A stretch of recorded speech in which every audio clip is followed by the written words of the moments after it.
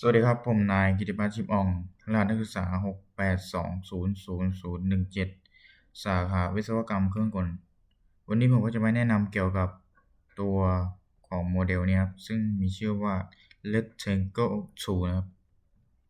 ต่อไปผมก็จะไปเข้าในส่วนของ App SolidWorks ครับ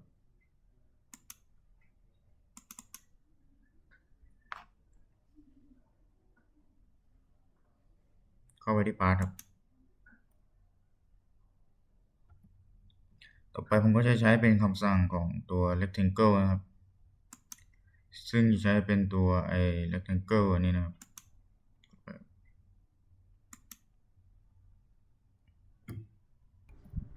ต่อไปผมก็จะมาเริ่มที่จุด Origin นะครับโดย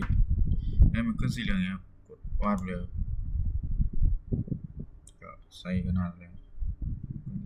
ยืดตามที่เราต้องการ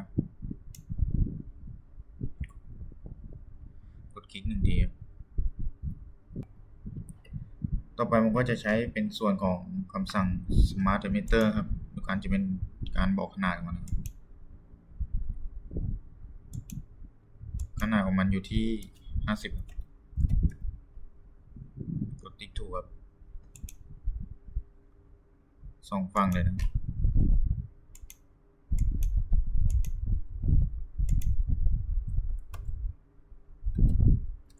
กดติ๊กถูกครับ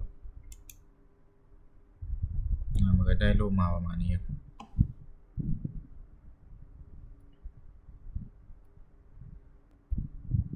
ต่อไปผมจะใช้เป็นตัวคำสั่ง Corner Rectangle ครับกดไปเลยแล้วเราก็มาเลือกที่มุมนี้ครับแล้วกดล่างมาเลยแล้วกดคลิกซ้ายเราก็จะได้แบบนี้เลยครับ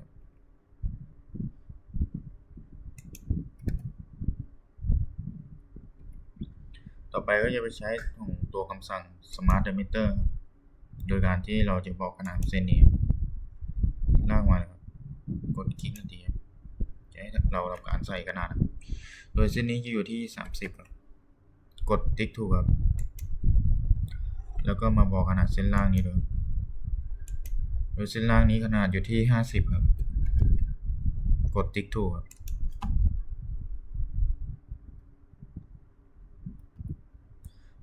ต่อไปเราจะไปใช้คำสั่งของตัว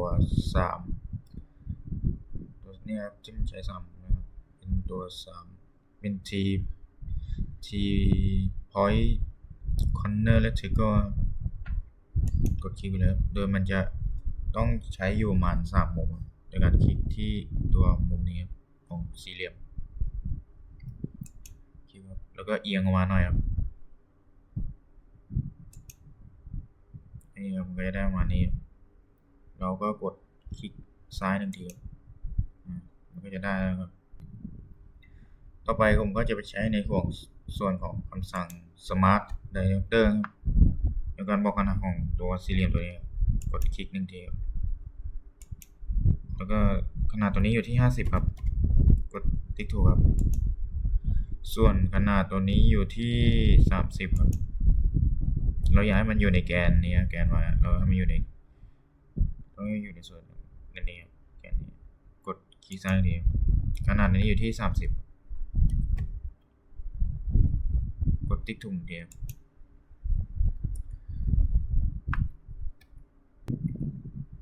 ต่อไปผมก็จะไปใช้ส่วนของคำสั่ง Smart Diameter ครับเพราะว่าไอตัวนี้มันยังขยับได้สี่เหลี่ยมนี้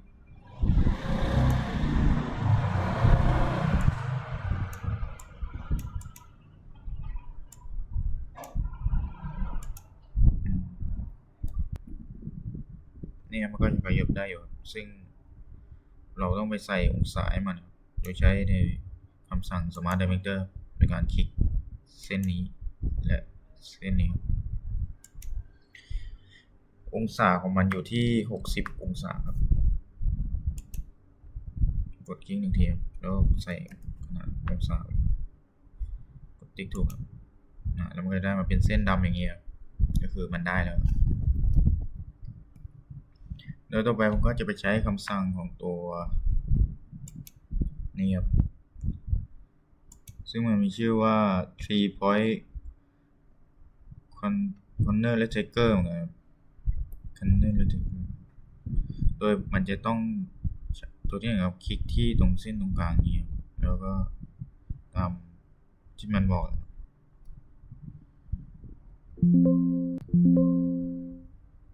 โดยเรามาคลิกที่ตัวของเซนเตอร์เงี้ยครับโดยกดที่มุมนี้ด้านล่างกดคลิกเดียวแล้วก็กางออกแล้วก็กดคลิก1ทีครับอย่าให้มันจับกับเส้นนี้ให้มันกางออก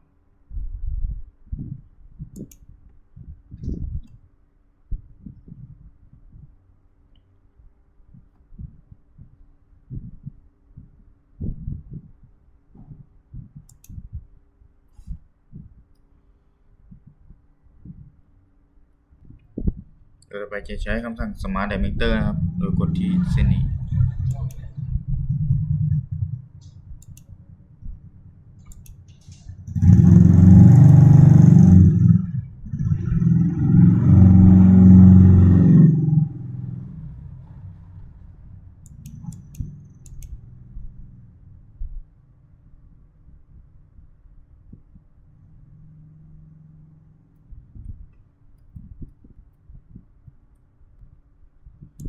โดยขนาดของเส้นนี้อยู่ที่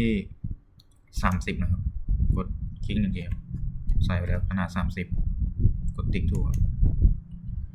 ส่วนอีกเส้นหนึ่งอยู่ที่50ครับกดคลิก1ทีใส่ขนาด50กดติ๊กถูก1ทีแต่ไอเส้นนี้มันยังเป็นสีน้ำเงินอยู่ครับซึ่งมันยังไม่ได้ครับเพราะว่ามันยังหมุนได้ครับซึ่งเราใช้เป็นตัวคำสั่ง Smart Diameter เหมือนเดิมโดยกดที่ตัวเส้นนี้ครับ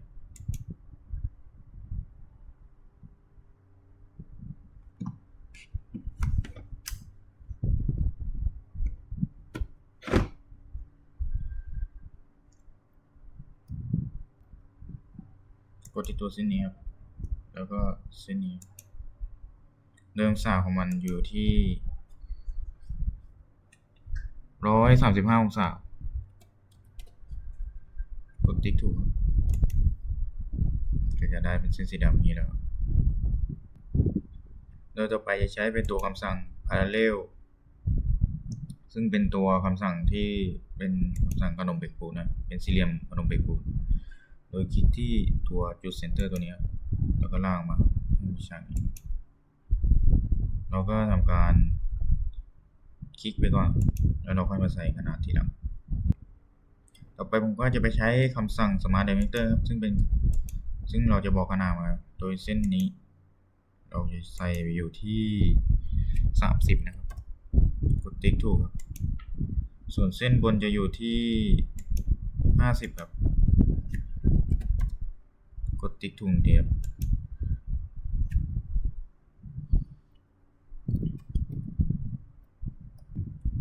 แล้วมันก็ยังเป็นเส้นสีน้ำเงินอยู่ครับซึ่งมันไม่ได้ครับเราก็จะใช้คำสั่ง Smart Diameter เหมือนเดิมกดคลิก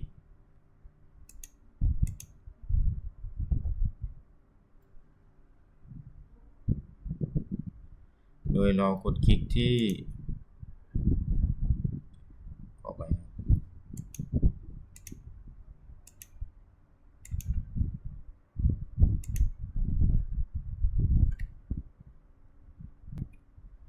คลิกที่เส้นนี้เพิ่งจะบอกแล้วก็เส้นนี้เพิ่งจะบอกขนาดองศาข้างในเนี่ยคลิกไป1ทีโดยองศาข้างในนี้อยู่ที่60ครับกดติ๊กถูกครับ